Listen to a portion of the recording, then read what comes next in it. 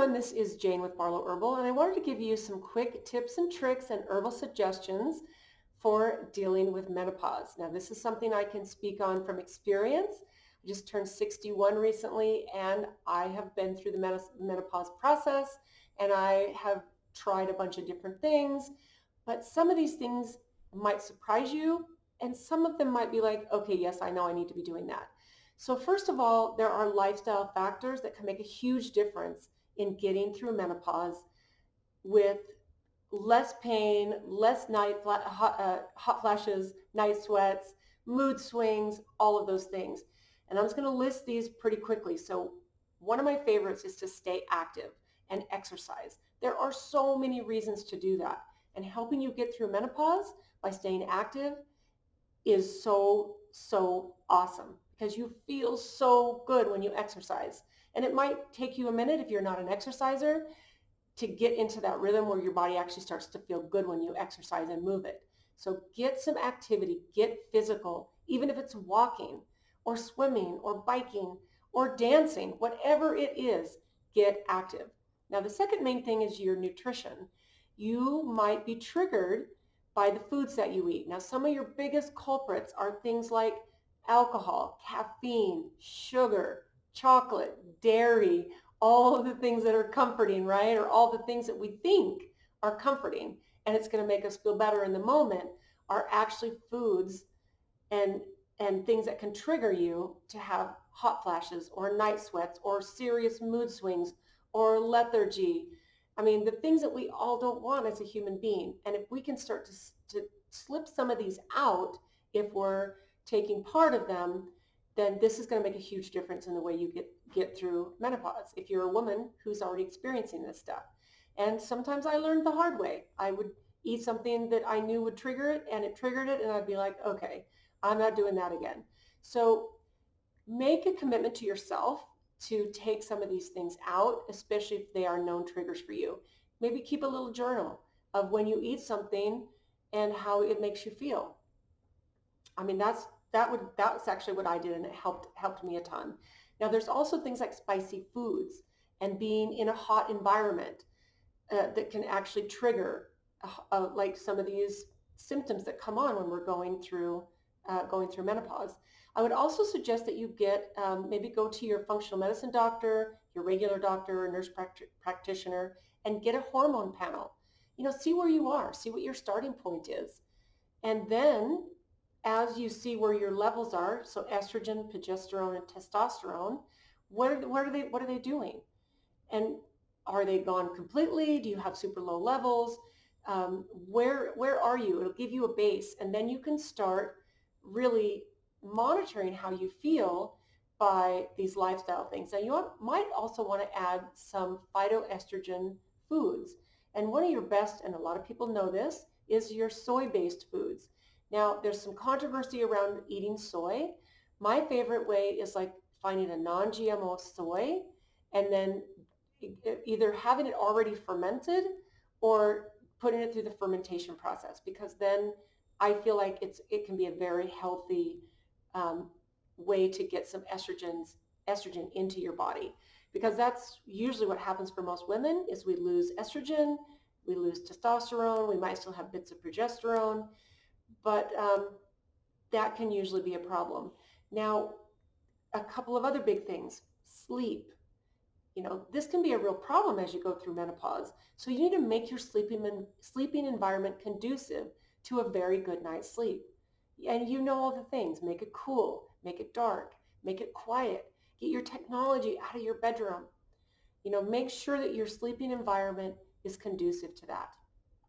Plenty of water. One of the things that we find as women when we go through menopause is there's a dryness and an overall, our hormones are shifting and just an overall dryness. And one of the biggest keys to helping you through this time of your life is by staying hydrated. It's so important. And then be willing to pamper yourself. You know, if you get tired, lay down and take a nap if you can, if you're able to do that during your day. Um, Go get a massage. You know, take time to pamper yourself. And I think for most women, we and if we are going through menopause, we are at a certain place where most of us have raised our kids. We're in a situation where we can pamper ourselves a little more. And I would highly suggest that you do that.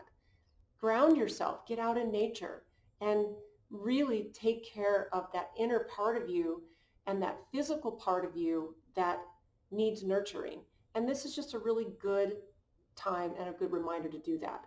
Now, a couple of the things, and I brought this because I love this so much. This is a fascia massager, or if you think about underneath your skin, there's the fascia, and it kind of holds everything together. And as we age and we lose our hormones, our bodies our body stops producing collagen, and we need collagen for hair, skin, nails, everything.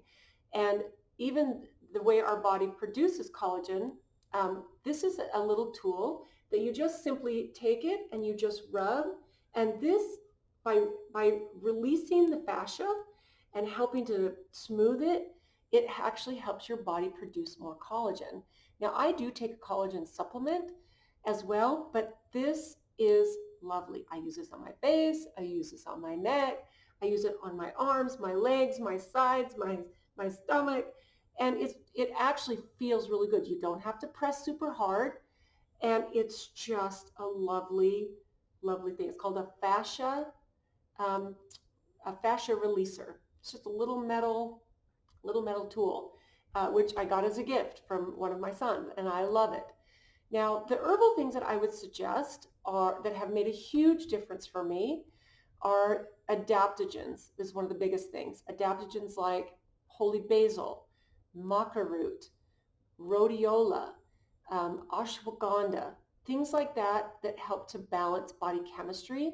And one of my very favorites, and I still take it to this day, is a plant called suma root, S-U-M-A.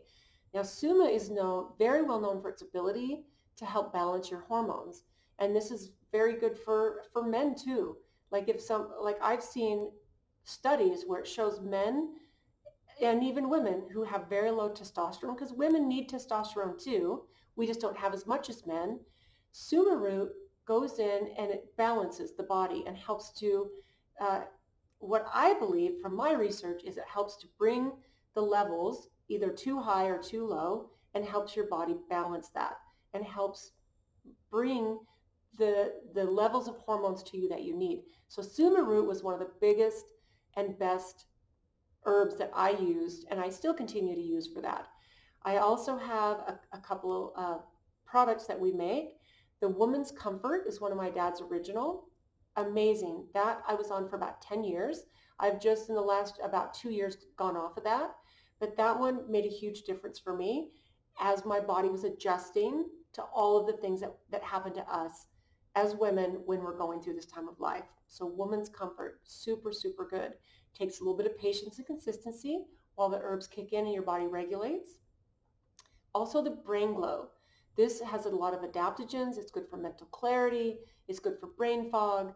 There's a product we do called Endurance that has 2 mushrooms, cordyceps and reishi, which are amazing adaptogens, both adaptogens, and it helps with energy, physical energy. And I know we all need a little bit of energy at times, especially as our body is going through these fluctuations. And then also we brought out a really nice product about 2.5 years ago called Mood and Energy. And it comes in a liquid and it comes in a capsule. And the difference is that the liquid is faster acting and the capsules are longer lasting. And I will tell you, for a little bit of time during this past couple of years, there were moments when I needed the Mood and Energy blend, and I would take the liquid because it would act so fast. And it's a sublingual product where we suggest you put it underneath your tongue. And then at the same time, I would take a couple of capsules because the liquid would go to work.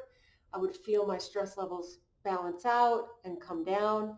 And then the capsules would kick in, and it would just basically extend in a beautiful natural way with all the herbs that are in there. Now, the main herb at the top of there is holy basil, which is also known as tulsi.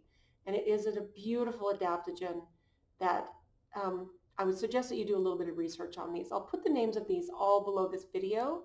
And if you have any questions, let me know. But take care of yourself, nurture yourself.